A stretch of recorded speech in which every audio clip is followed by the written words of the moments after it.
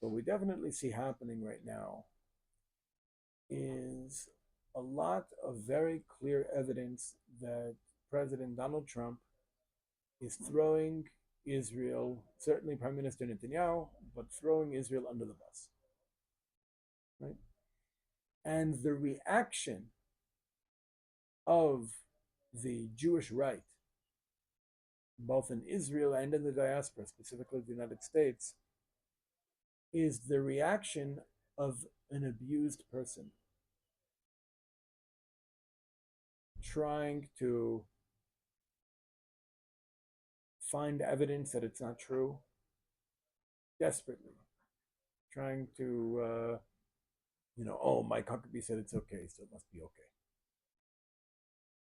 right? Trying to downplay it, trying to rationalize it, trying to find explanations that what we see happening is not really what's happening. Don't worry. Because the idea that Trump could be an enemy is frightening. Both because if Trump is an enemy, it means there's no such thing as a friendly, genuinely friendly U.S. president. There's no such thing as a U.S. administration that we can trust or depend on, and it's a very scary thought for a lot of Jews for different reasons. Israelis for one reason, and diaspora Jews, American Jews for another reason. That's number one. Number two, there's a lack of political intelligence that the Jewish right has, and they're not able to see the signs that clearly.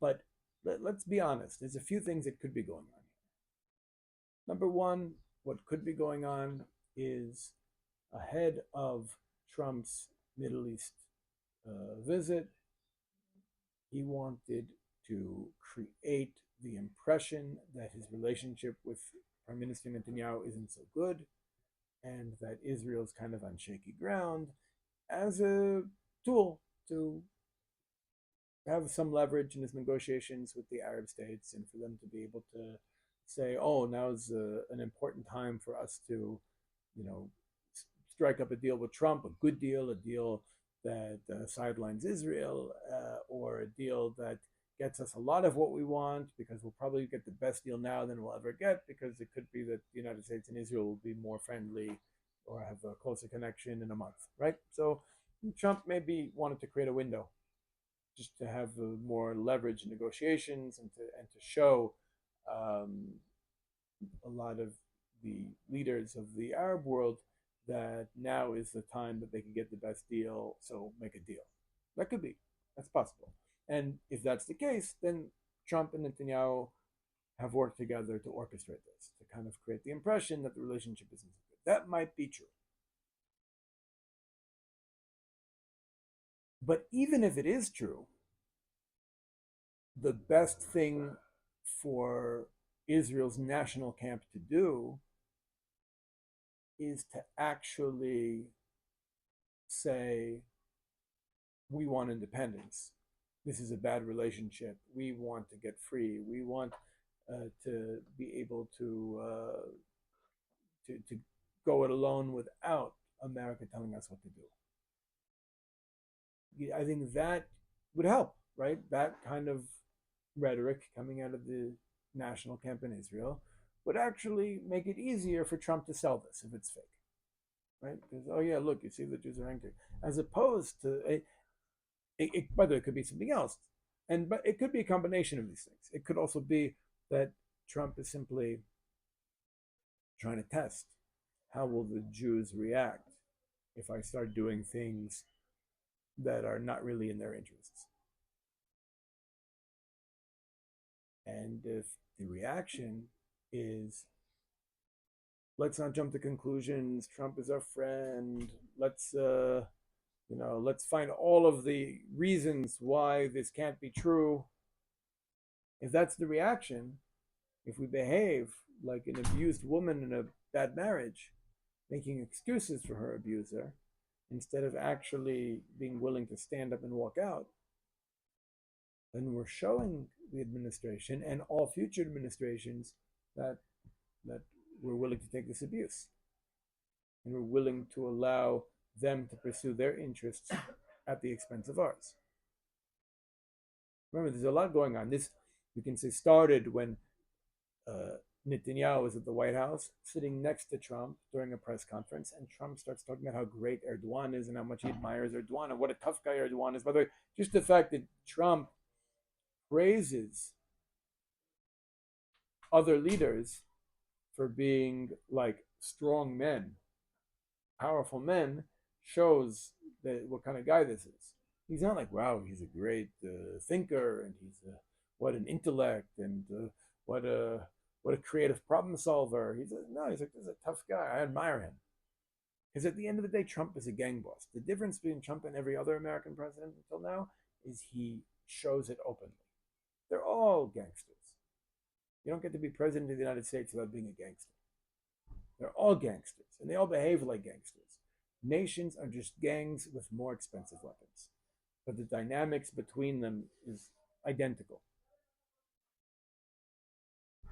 Trump is a gang boss. He's acting like a gang boss. He treated Zelensky the way a gang boss would treat Zelensky, right? You don't do what we want, we're going to let the Russians kill you. Those are your choices. And don't you dare talk back to me. So Netanyahu sitting next to Trump, after learning the lesson of Zelensky, Trump praises Erdogan, talks about entering into negotiations with Iran over the nuclear program. Netanyahu is silent. It's the right move. What, does he want to get smacked around on TV like Zelensky? But I assume, I hope, that Netanyahu began, if he didn't already, putting plans and making plans to go it alone, to deal with all the challenges confronting us, as if the United States is not an ally, as if we can't depend on them, because we cannot depend on them. So maybe this is all a big show, smoke and mirrors, to manipulate the Arabs ahead of Trump's visit. If that's the case, the national camp in Israel needs to be loud and say, we're not taking this, we're willing to get up and leave, we don't need this relationship. That's how we should be talking. It's time for us to be free. And that would help sell it. If it's a test to see how we react when the Americans screw us, same thing. Right?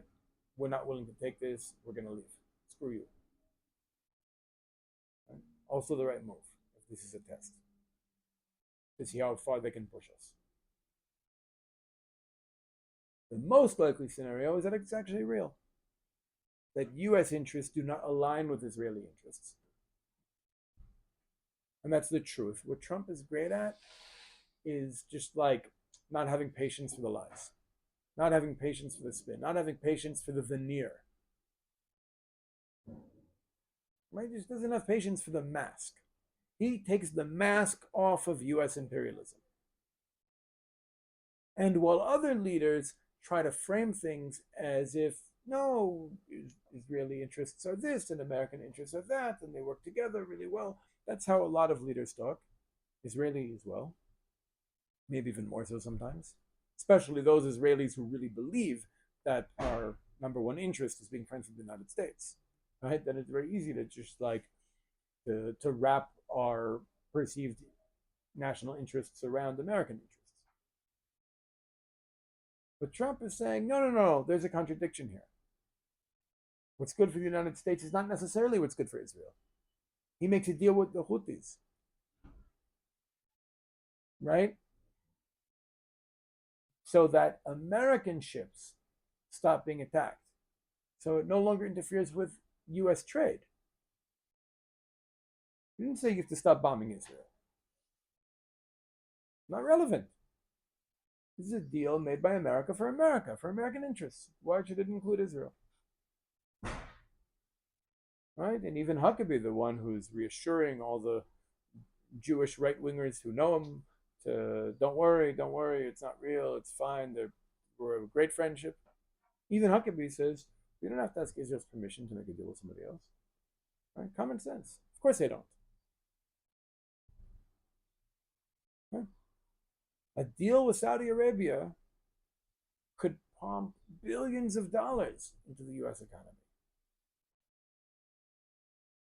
They want to make that dependent on a official agreement between Israel and Saudi Arabia that Saudi Arabia is not willing to do, especially now as a result of this war. Why should Trump, from an American perspective, why should Trump risk the billions of dollars that could be pumped into the American economy by the Saudis by conditioning it on them entering into some kind of peace agreement with Israel? Why? It's very clear that Trump sees U.S. interests as being what they really are in naked form, and wanting to pursue those and not letting Israel get in the way. And so our reaction should be a desire for independence. If we're independent, we can react in a healthy way. But the fact that so many right-wing Jews, so many nationalist Israelis reacted to all of this and continue to react to all of this by impulsively trying to downplay it and find reasons why it's not true, shows we're not healthy. So no matter what's going on here, our reaction should be the reaction of a free person or a free people. To say, we don't need you. We can make our own weapons. We can make our own friends. In fact, maybe this would be a great time for Israel to float the idea of joining BRICS. That's how an independent nation thinks.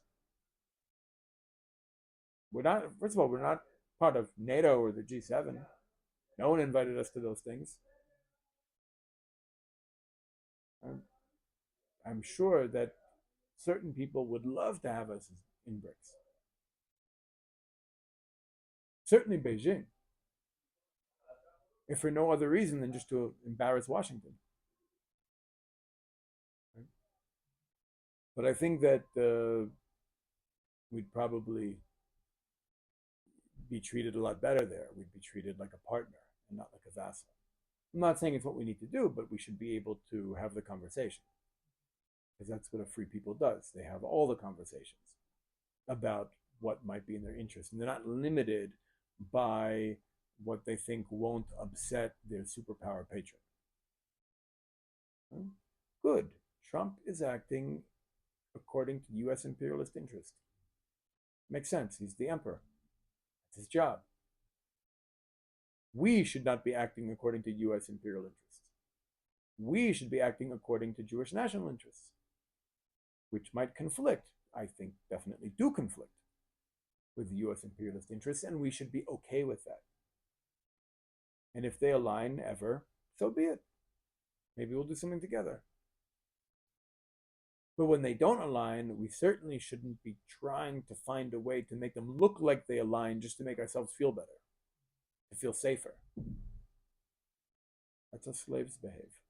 We need to behave like a free people.